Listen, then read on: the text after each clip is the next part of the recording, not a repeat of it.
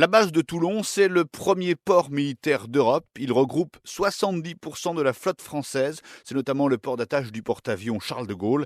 À Toulon, l'Arsenal, c'est une ville dans la ville. 20 000 personnes, militaires ou civiles, travaillent pour l'Arsenal. Cela représente 12% de la population de Toulon.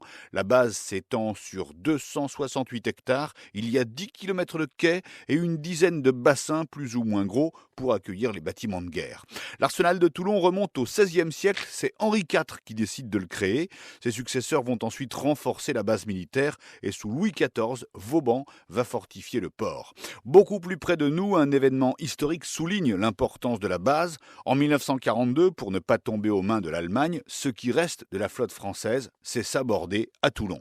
Alors aujourd'hui, quels sont les bateaux de guerre basés à Toulon? Déjà, le Charles de Gaulle, c'est son port d'attache et quand il y a des réparations, c'est aussi là que ça se passe, dans des bassins spéciaux, puisque l'Arsenal accueille certes les bateaux, mais il les répare et il les ravitaille aussi.